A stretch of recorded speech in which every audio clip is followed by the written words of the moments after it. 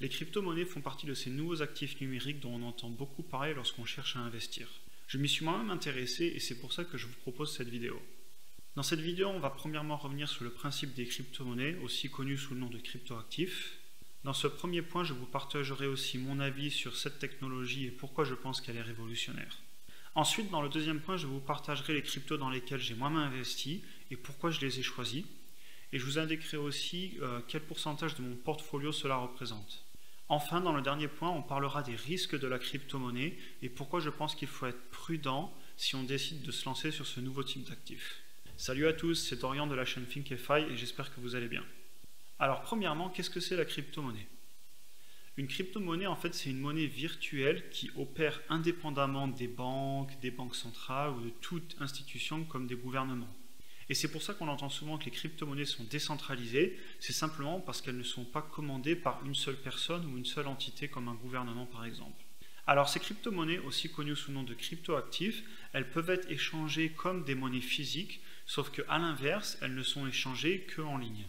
Aussi pour information, le mot crypto dans crypto-monnaie vient du fait que toutes ces nouvelles technologies utilisent le principe de la cryptographie afin de sécuriser l'accès à vos tokens.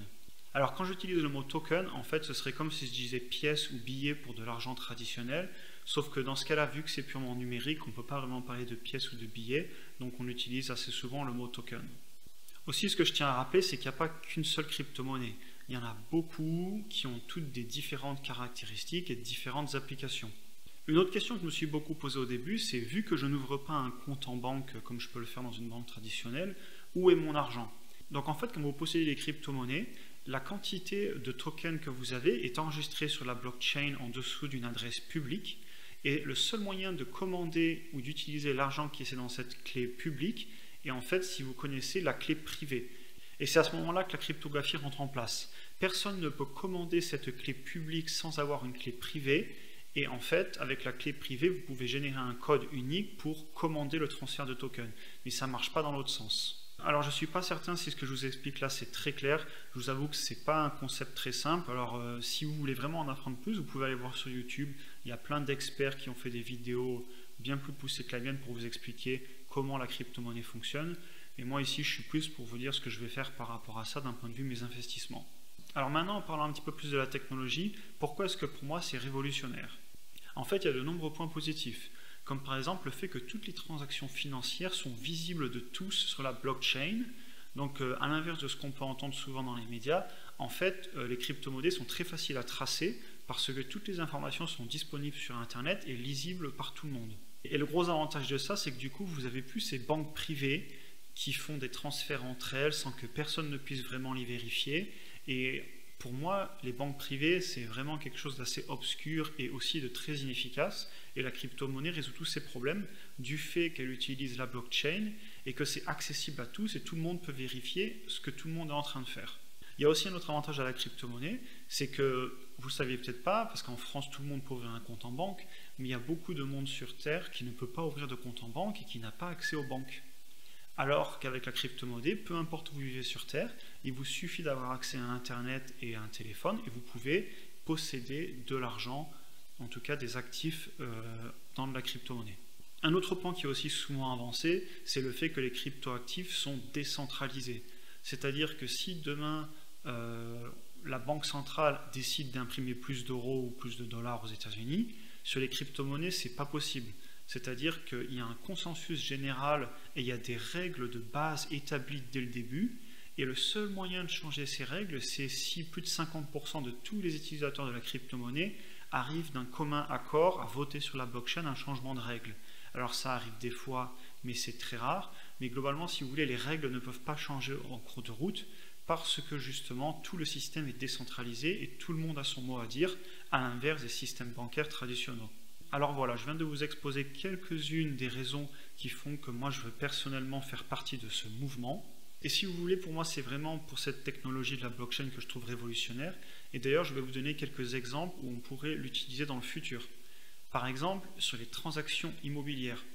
Aujourd'hui, quand vous faites une transaction immobilière, du moins en France, vous avez l'acte qui est enregistré chez les notaires Alors que dans le futur, avec la blockchain, vous pourriez officiellement enregistrer à la vue de tous l'achat d'une maison et vous pouvez étendre cette technologie à beaucoup d'autres choses. Alors on a commencé par les paiements, parce que du coup tout le monde peut vérifier qu'un tiers A a envoyé de l'argent à un tiers B et tout le monde le confirme sur la blockchain, mais on pourrait faire ça pour de la musique, pour les droits d'auteur, pour de l'art, pour des codes de logiciels et pour, comme je vous le disais, les actifs numériques, les titres de propriété, etc.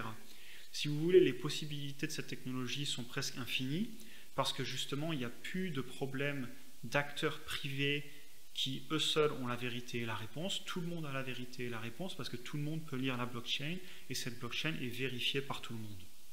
Donc voilà, dans cette première partie, je vais nous exposer toutes les raisons pour lesquelles je crois fortement dans ces nouvelles technologies. Et maintenant, dans la deuxième partie, je vais vous donner les crypto-monnaies dans lesquelles j'ai moi-même investi et je vais vous dire pourquoi. Alors juste avant, une petite info supplémentaire. Quand quelqu'un dit j'ai du Bitcoin, ça ne veut pas forcément dire qu'il a un Bitcoin ou deux Bitcoins ou trois Bitcoins. En effet, dans les crypto-monnaies, vous avez, comme les centimes à l'euro, vous avez des petits tokens qui portent tous des noms différents, mais qui correspondent à chaque crypto-monnaie. Donc par exemple, c'est tout à fait possible de posséder 0,1 Bitcoin ou, je ne sais pas, 1,4 Ether sur le réseau Ethereum par exemple. Alors la première crypto-monnaie que je possède, c'est le Bitcoin. Pour vous donner une idée, ça représente 45% de mon portfolio de crypto-monnaies. Donc presque la moitié des cryptos que je possède sont dans le Bitcoin. Alors quels sont pour moi les avantages du Bitcoin? Premièrement, c'est la plus vieille des crypto-monnaies et c'est aussi la plus grosse capitalisation en termes de combien de Bitcoin il y a sur Terre et combien ils valent. Souvent on entend dire que c'est un market mover, c'est-à-dire que si le Bitcoin monte, tout a tendance à monter, si le Bitcoin baisse, tout a tendance à baisser. Alors l'autre point que j'aime dans le Bitcoin, c'est qu'il y en a une quantité limitée.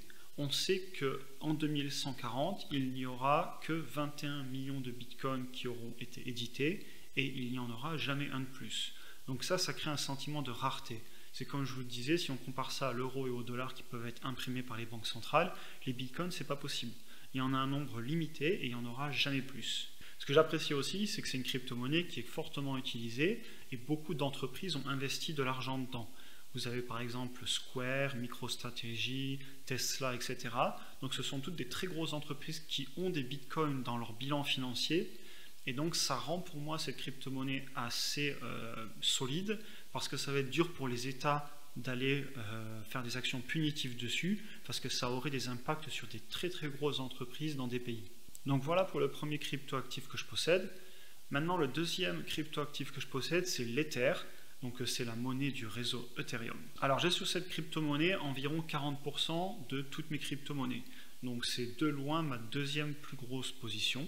Ce que j'adore sur cette crypto-monnaie, c'est que ça a été la première crypto-monnaie qui a essayé d'introduire cette idée de smart contract ou de crypto-monnaie ou crypto-actif programmable et intelligent. Si vous voulez, le Bitcoin dont je parlais juste avant, c'est juste pour échanger de la valeur. Alors que l'Ethereum, c'est complètement programmable et derrière on peut créer des codes pour par exemple faire des titres de propriété d'art, des titres de propriété d'à peu près tout ce que vous pouvez imaginer.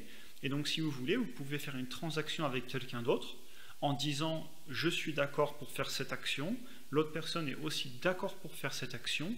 Vous pouvez y associer des Ethers qui est une monnaie virtuelle et ensuite vous pouvez signer le contrat. Et ce contrat est signé et enregistré sur la blockchain à la vue de tous. Alors là, je vous l'explique de cette façon, c'est un peu simplifié. Techniquement, c'est beaucoup plus compliqué et tout le monde ne peut pas développer une application sur Ethereum. Mais cette idée-là, c'est vraiment que c'est un réseau où on peut programmer. Ils ont d'ailleurs une équipe de développeurs hors du commun, certainement une des meilleures de tous les projets que vous pouvez trouver dans les cryptoactifs. Et c'est aussi pourquoi j'investis sur cette crypto-monnaie, parce que pour moi, derrière, vous avez vraiment une communauté qui essaie de faire développer ces technologies. Et comme moi, je trouve ces technologies vraiment prometteuses, c'est pour ça que j'ai décidé d'acheter de l'Ether. Alors, il y a deux problèmes avec l'Ether. Et d'ailleurs, les développeurs de l'Ether et du réseau Ethereum essaient de résoudre ces deux problèmes. Premièrement, il n'y a pas de quantité limitée d'Ether sur le réseau Ethereum. C'est-à-dire qu'on pourrait en produire une infinité, comme l'euro ou le dollar.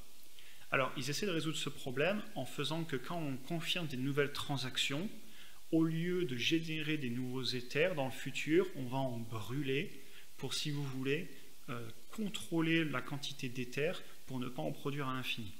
Alors c'est assez compliqué, si vous voulez vous pouvez aller voir des vidéos YouTube, notamment sur la nouvelle EIP 1559 qui a eu lieu. C'est en fait une fork qui a eu lieu, donc une modification du code qui s'appelle EIP 1559 du coup en français. Et vous pouvez aller lire, c'est assez complexe, mais globalement ils ont mis à jour le réseau, les développeurs, pour essayer de limiter ce problème de quantité d'Ether qui croît en permanence. Et enfin le deuxième problème, c'est que c'est une vieille crypto-monnaie qui est basée sur le concept du Proof of Work. Donc si vous voulez, pour confirmer les transactions, actuellement vous avez des mineurs, qui sont rien de plus que des ordinateurs surpuissants, qui confirment les transactions en résolvant de la cryptographie en échange d'une récompense en Ether. Et le gros problème de ça, c'est que plus il y a de transactions, plus il y a de commissions, et donc ça devient cher d'échanger sur ce réseau. Et pour résoudre ce problème, ils sont en train d'essayer de passer vers le Proof of Stake, où là, à l'inverse d'avoir des machines qui minent, en fait, si vous possédez des Ethereum, vous les mettez de côté pendant plusieurs années, et en fait, vous avez du coup le droit de confirmer des transactions en échange de bloquer votre Ether. Et si vous venez, entre guillemets, à mentir sur une transaction, si vous ne faites pas bien votre travail de confirmation, alors vous allez perdre ces Ethers. Donc si vous voulez, en fait, c'est au lieu de passer sur des machines qui calculent, on passe sur le fait que les personnes qui possèdent de l'argent sur le réseau mettent cet argent comme une hypothèque, si vous parliez d'immobilier, ils hypothèquent leurs Ethers en échange d'avoir le droit de confirmer des transactions, et cela permet de sécuriser le réseau en ayant à payer beaucoup moins de commissions. Alors pour l'instant, cet Ether qu'on appelle Ether 2.0 n'existe pas encore. Ils sont en train de le développer et on estime que dans les prochaines années, ça va être mis en place et ça va être certainement un moment décisif dans la vie de cette crypto-monnaie. Ok, très bien. Donc voilà pour la deuxième crypto-monnaie que je possède. Maintenant, on va passer à la troisième et dernière crypto-monnaie. C'en est une que je viens d'acheter assez récemment avec actuellement environ 15% de mon portfolio, donc c'est les derniers 15% qui restaient, et donc c'est Cardano. Alors Cardano, en fait, ça a été créé après l'Ether du réseau Ethereum, et ça a été créé vraiment avec la même idée. Donc c'est aussi une crypto-monnaie programmable, et elle est plus jeune, et du coup, beaucoup des problèmes qu'avait l'Ether a été résolu sur Cardano. Donc on n'est plus sur une confirmation par Proof of Work, mais on est directement par Proof of Stake. Et d'ailleurs, c'est intéressant parce que moi-même, j'ai pu le faire. C'est-à-dire que j'ai des tokens Cardano et je les ai bloqués pour pouvoir moi-même confirmer des transactions. Et grâce à ça, je reçois 5% d'intérêt par an sur mes Cardano parce que je les ai bloqués pour aider le réseau à confirmer les transactions des personnes qui veulent l'échanger. Et une autre différence que le Cardano a par rapport à l'Ethereum, et ça c'est quelque chose qui est en commun avec le Bitcoin, la quantité de Cardano est limitée et elle est connue d'avance. Donc on n'en aura jamais plus et on va les imprimer au fur et à mesure pour payer les gens qui confirment les transactions, comme je vous le disais juste avant, en faisant du Proof of Stake, mais on n'en aura jamais plus. Donc pareil, c'est un actif rare, on sait par avance combien il y en existera et on ne pourra pas en imprimer plus comme on peut le faire avec des monnaies gouvernementales par exemple. Donc voilà, vous connaissez les 3 crypto-actifs que je possède, et pour vous donner une idée, tous ces crypto-actifs représentent entre 4 et 5% de la totalité de mon patrimoine, c'est-à-dire mes actions, mes ETF, l'immobilier et d'autres actifs. On est sur moins de 5% de mon patrimoine. Et comme vous le voyez, je traite ces crypto-actifs comme quelque chose de très risqué et je ne mets pas beaucoup de mon argent personnel dedans. Très bien, donc maintenant on va passer dans la troisième partie. Quels sont pour moi les risques avec les crypto-actifs et qu'est-ce que pourraient faire les gouvernements pour les réguler, voire même les interdire? Alors avant de parler de gouvernement, le premier risque, c'est de vous-même vous faire voler vos crypto-monnaies. Si vous les achetez sur un exchange, donc sur une plateforme internet, il faut savoir que vos crypto-monnaies ne sont pas stockées dans votre clé privée dont je vous parlais plus tôt, mais elles sont stockées sur un compte dans une entreprise privée, et s'ils se font par exemple hacker, eh bien vous pouvez perdre votre argent.